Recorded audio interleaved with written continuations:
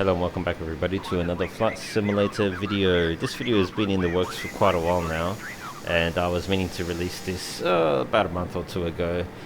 So apologies for the delay there, but yes, let's go through this today. So basically, in this video I'm going to be demonstrating a ILS or instrument landing system landing or approach and landing using the Airbus A320 in Flight Simulator 2020. So strap yourselves in, and what I'm going to do is just take off here from the Orlando International Airport, or KMCO as it's known, the code for it at least. So sit back, relax. I'm just going to take this thing off into the air and we'll go through the actual instrument landing process. So basically, instrument landing is using the instruments and the aircraft's systems, automated systems, to assist you in landing the aircraft safely. Now there's a variety of different flavors you can use of the ILS, and today I'm not going to be using approach mode or auto land or anything like that. I'm just going to arm the ILS system and do a manual stick landing and just demonstrate how you can use the ILS system to guide you in. Hang on, let me just pull the gear up here. So ILS is basically used in inclement weather, low light conditions, darkness, things like that. Alright, so yes, as I was saying, basically ILS is used in low lights and difficult flying conditions where you can't really see the runway. And I'd recommend using ILS anyway whenever you land your Airbus or your large airliners. Basically, it's going to help you get a smooth landing and a smooth approach without descending too fast or anything like that. So, alright, so we're just going to turn this thing around and we are going to land back at Orlando International Airport shortly. So just having a look at the wonderful scenery here.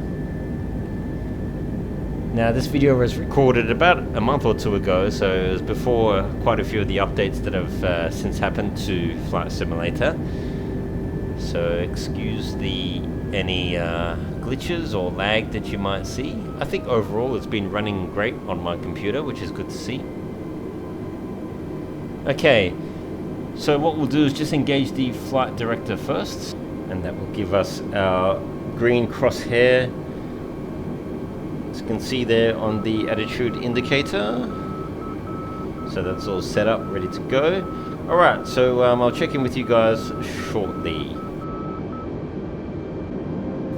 Okay, so let's go ahead and initialize our ILS. So we click on the init button, as you can see there. You're on the init page, or the initialization page. Then what I'm doing is I'm typing in KMCO /KMCO. So basically our origin airport to our destination airport, which is the same. Clicking on from to, and then clicking return. Click on flight plan, then click destination, arrival. And here we've got a list of all of the available ILS or VOR signals, frequencies available at our destination airport. Now obviously we want to choose ILS, we don't want to choose RNAV or VOR or anything like that. This is an ILS tutorial. We are using instrument landing system, so we want to pick our runway. So we're picking 18R, and basically we can see here that 18R is now programmed in when we click on radio nav. So click back on flight plan, click temporary insert, and if you've done everything right, you should see up here, there you go. Hang on, just going to click the LS button. So there you go, so ILS runway 18R, and we've got our green line, which is basically now the ILS is programmed in, and by adjusting the zoom, you can see here that we've got our glide path that we need to take in order to land back at Orlando International. So we need to, I'm just banking the plane. You can see on the left hand side, on the left hand screen there's these little purple diamonds as well. So you got here your horizontal and vertical diamonds, and you can see also a diamond on your speed. So this diamond down here, this is your localizer, and this is your glide slope, the vertical one. So here's our glide slope. These diamonds should be centered, okay? If they're not centered, it means you're not flying the correct path. So I'm just going to bring the aircraft, hopefully try and centralize these diamonds a little bit. So just bear with me while I do this. You can see that I'm trying to bring the plane on the right hand screen aligned with the green line. So the yellow marker is our plane on the right hand screen, and the green line is the flight path. So we're still a little bit too low according to our glide slope. You can see the arrow is pointing up, so I'm just going to climb the aircraft a little bit. This is all going to make sense in a second, I promise you.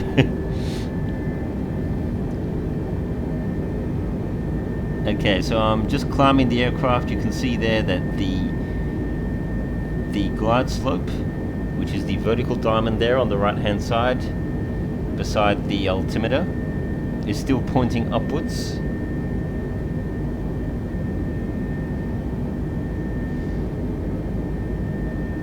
So now you can see there it is there. So the glide slope now is coming, that little pip, the little diamond, is now coming into view. So we want that basically centered on the yellow line that we can see there. See that? Okay, so just adjusting the throttle here, trying to, okay, so I'm going to bring the nose down now to try and keep the diamond centered. So that's known as the glide slope. So that's basically at the height that we need to be right now for the location that we're at. So that diamond will continue to drop as we get closer, and just making sure our speed is in check here, doing about 185 knots or so.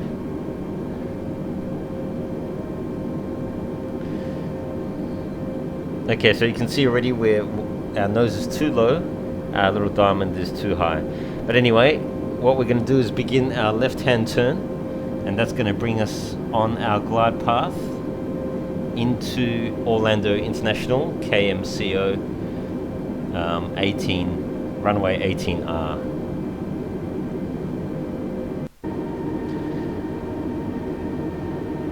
Okay, so I've just sped up the video a little bit here. We're making our final turn to the airport. So we're going to turn on final shortly. The runway's out that way.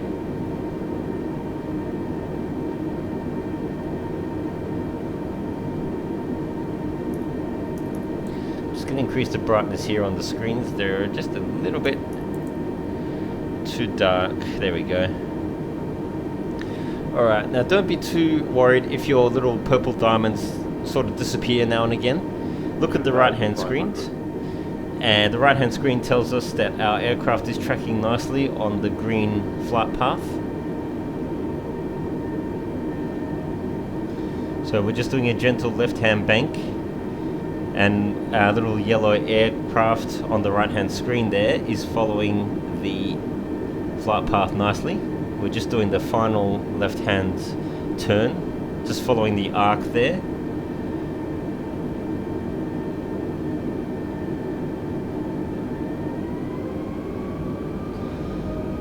I can see that our speed's a little bit too slow.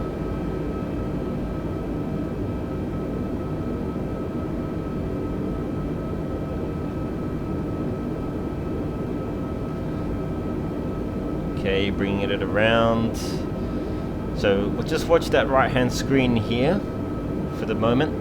We can see that we are bringing the green line into view, doing our final turn here.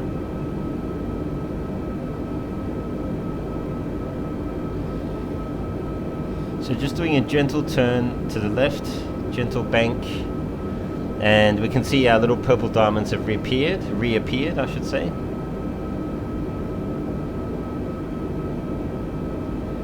We're tracking nicely. We're continuing to bank gently, bringing our runway into view.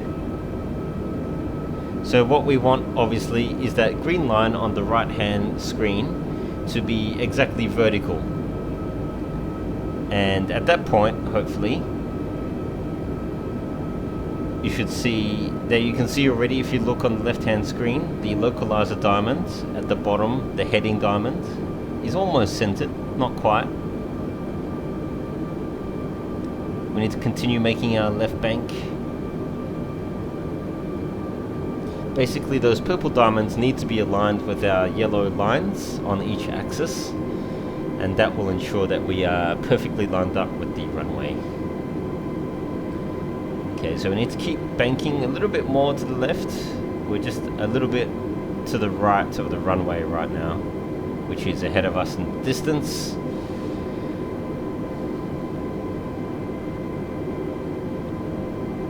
So basically it's playing the game of lining up your little purple diamonds here.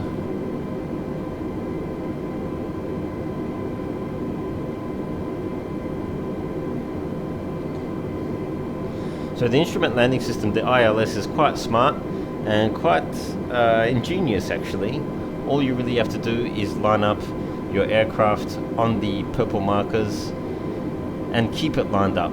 So that will mean a gradual descent until eventually you see the runway. And it really is quite cool in heavy weather to see the runway just pop out of the clouds, out of nowhere, out of the fog, if you've done it all correctly. Alright, so on the left hand screen there towards the bottom, you'll see the purple diamonds on the heading axis. The localizer is becoming centered.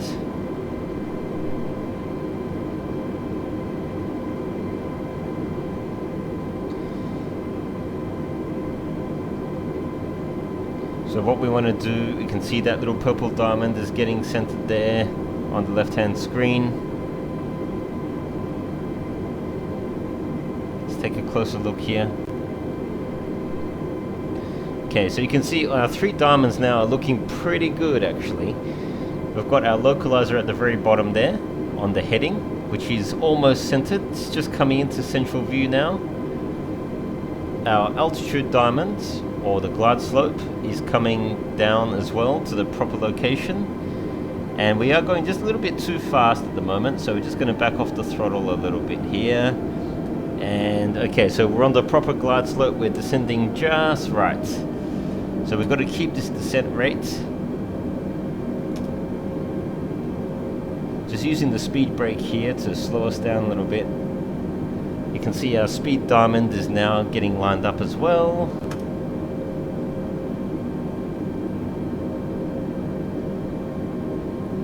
We do need to come a little bit over to the left. Just past 2,500 feet. Okay, speed's coming into perfect alignment there. Add a bit more throttle, just a touch. Okay, we need to descend a little bit further. Let me just sort out the comms here.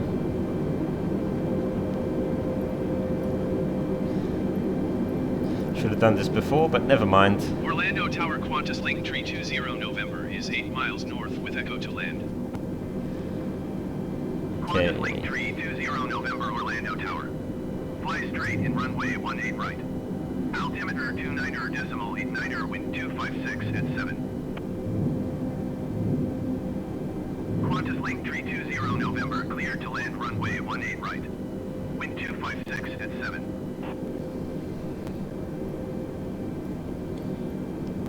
Cleared to land runway 18 right, Qantas Link 320 November. Okay, so we've got our landing clearance now. Now we can see we've slowed down a little bit too much during that time. Our glide slope is still perfect, so we're descending at exactly the right rate. We just need to come over a little bit to the right. You can see now the runway ahead of us actually. So let's just increase the throttle slightly. Just want to go a little bit faster. We're doing about 165 knots or so. Just want to bring that up to about 180. 1,000. Okay, past 1,000 feet, continuing to descend. Need to come over a little bit more to the right. I'm not really watching the runway in front of us, I'm watching the purple diamonds. Alright, so we've got our heading diamond perfectly lined up pretty much. We are descending a little bit too slowly. We need to descend a little bit sharper.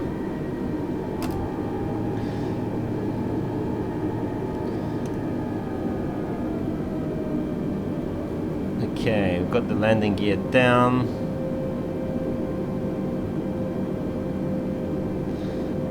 Well, we should have been descending a little bit harder than we did. We can still salvage this landing. 500. You can see there that the diamond's now moving a little bit abruptly. Oops, never mind. Lost my connection to the flight sim cloud. Alright, bringing it in, bringing it in. You can see the diamonds are pretty much perfectly lined up. We are going a little bit too slow. Gonna try and keep it above 140. 40, 30, 20, retard, 5.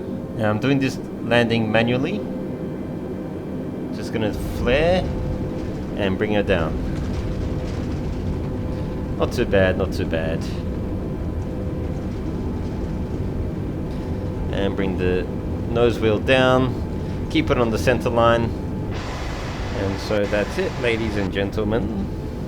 So I hope you enjoyed that ILS tutorial of sorts. Just a very simple ILS tutorial. What I wanted to show you is just how to do a quick and dirty ILS approach in inclement weather, or say if you're landing at night time or something like that. As I mentioned before, it's best to use the ILS landing system, the instrument landing system, whenever you land these big airliners, and particularly with the A320. It's quite an intuitive system. Basically set your frequencies and just follow the purple diamonds. So I hope you all enjoyed that. Qantas Link 320 November, turn next taxiway. We're going to wrap up here and just turn off onto the taxiway. Please Qantas Link 320 leave a comment, November, contact subscribe ground if you haven't already for more content like this in future. Leave a like if you enjoyed this video, Qantas Link 320 November. and let me know if there's anything more you'd like to see in the future flight sim wise. I have a few more ideas for Flight Simulator coming up. There's been quite a few updates since I recorded the footage for this video, so hopefully we'll get into the skies again soon.